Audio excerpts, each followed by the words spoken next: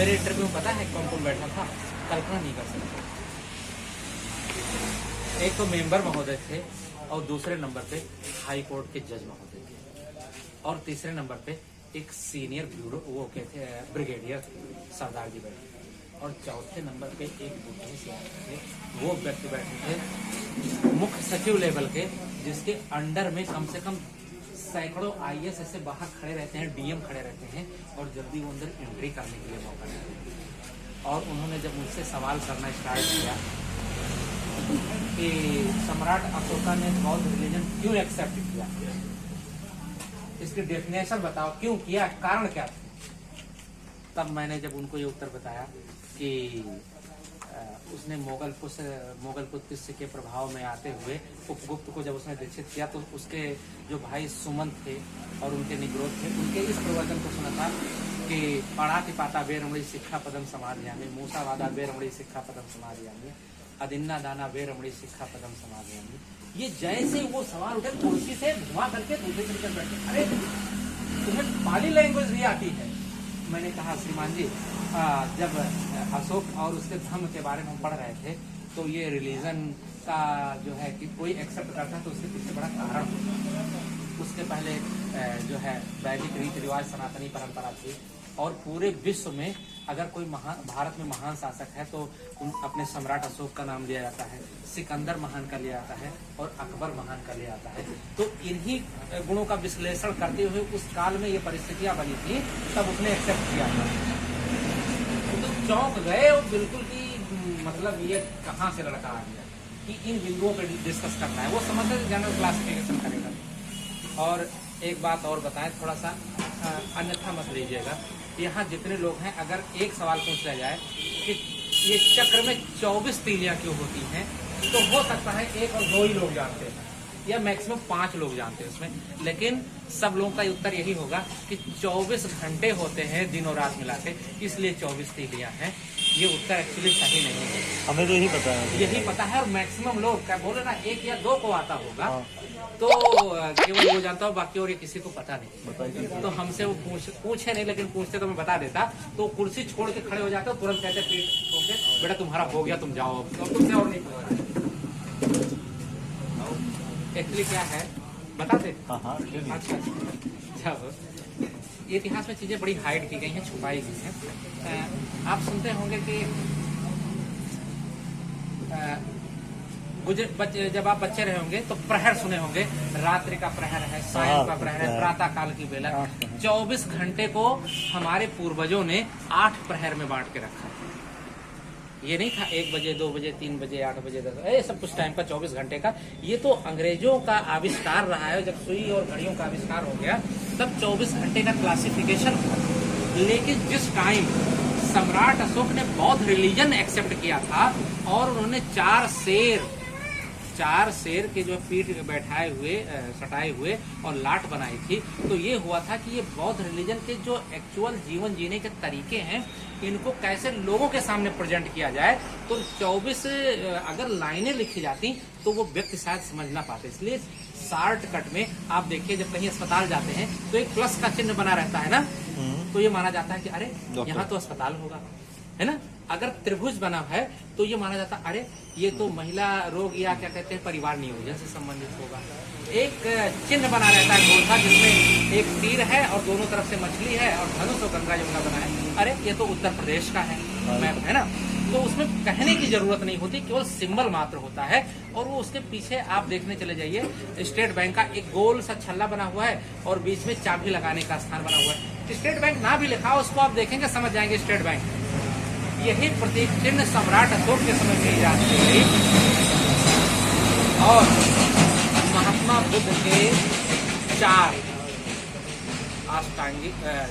आर्य सत्य को समझ लिया और 8 अष्टांगिक मार्ग को समझ लिया और 12 द्वादश निदान, यानी कि मनुष्य को जीवन में अपनी परेशानियों से कैसे मुक्त हुआ जाए और अपने आप को ज्यादा से ज्यादा सामाजिक और वैज्ञानिक बनाया जाए, उसके लिए द्वादश निदान। तो 12 द्वादश निदान, यानी कि जो इसको देखे वो समझ जाए कि 12 तरीके हैं जीवन को सुखी बनाने के। 8 यानी कि 8 रास्तों पे हमें चलना है और 4 आर्य सत्य, 12, 8, 20 और 4, 24। और ये 24 तीली भारत के 8 कोनों में स्थापित करवाया उन्होंने, कि जो देखे वो एक बार में झट से समझ जाए कि हाँ 24 गुणों का पालन करके हम एक बेहतरीन और वैज्ञानिक इंसान बन सकते हैं, सुधारती बन सकते हैं, ना कि कोई अंधविश्वासी बन सकते हैं। तो ये आप सभी लोग इस गूढ़ बात को जाने के रखिएगा। और कभी भविष्य में कोई इंटरव्यू पूछ लेता है ना, आपसे आपको ये बात की गारंटी दे रहे हैं, 100 क्वेश्चन उसने पूछा, 99 के उत्तर आपने गलत बताए हैं, और एक उत्तर अगर आपने ये बता दिया, 99 आपके गलत उत्तर को माफ कर दिया जाएगा, और एक इस उत्तर की वजह से आपको नौकरी में उठा के रख दिया जाएगा, क्योंकि वो समझ जाएगा इस बच्चे की गहराई बहुत अनंत तक है। तो ये सब भैया बहुत डेप्थ में जाके, इतिहास की किताब को मैंने 36 से 37 बार पढ़ा है, और मोटी मोटी किताबें होती थी, और 36 से 37 बार पढ़ने में एक किताब नहीं थी, लगभग 12-13 टाइप की किताब, और 36 बार पढ़ा। अब 12 को 36 से आप गुणा कर लीजिए। ये सिर्फ हिस्ट्री की बात कर रहे हैं, ज्योग्राफी, इकोनॉमिक, पॉलिटी और जितने और भी सब्जेक्टिव हैं उनको सबको छोड़ दीजिए। तो पढ़ना तो पड़ेगा ही, किताबी किला आपको बनना पड़ेगा, वो भी समझ के साथ में, विश्लेषणात्मक बुद्धि के साथ में, कि आप चीज पाइए तो विश्लेषण करना जाए। ठीक है भैया, इन्हीं बिंदुओं के साथ अगर कोई बात समझ में ना आई होगी तो माफ करिएगा, और बराबर हमसे आप संपर्क में रहिएगा। हम होने वाले हैं, तो आप कहाँ का कॉलेज चाह रहे हैं? नोएडा। तो नोएडा में तो खैर सैकड़ों कॉलेज है, कोई कॉलेज आपको पसंद है? हाँ, गलगोटिया यूनिवर्सिटी, GL बजाज है,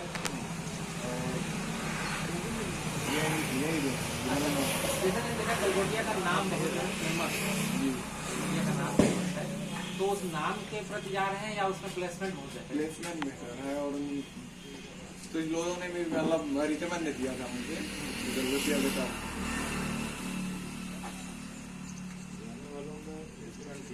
हाँ, नहीं, गलगोटिया हमारे नॉलेज में है, मेरे कई टच में है ऐसे बच्चे जो वहाँ से पढ़ते, और उन्होंने गलगोटिया इंजीनियरिंग से BArch किया है, आर्किटेक्चर।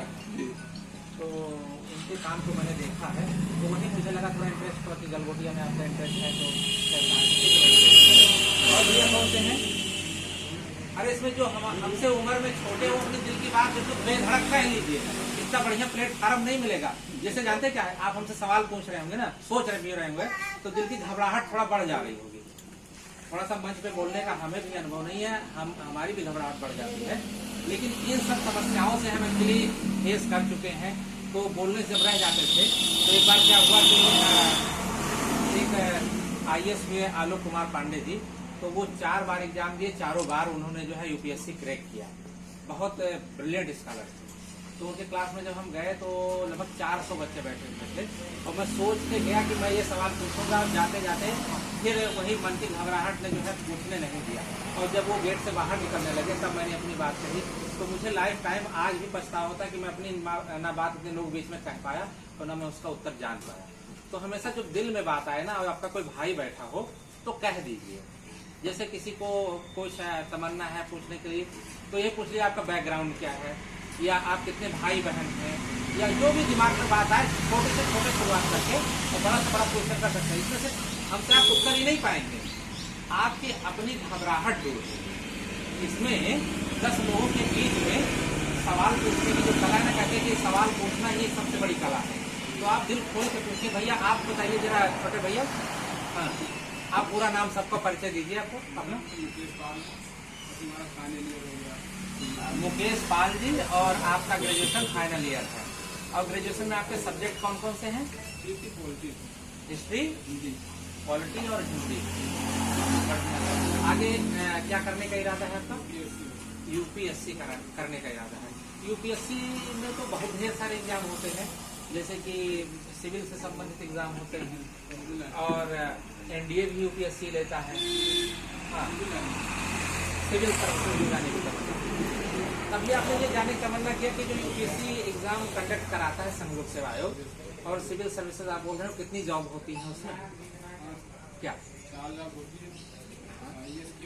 हाँ,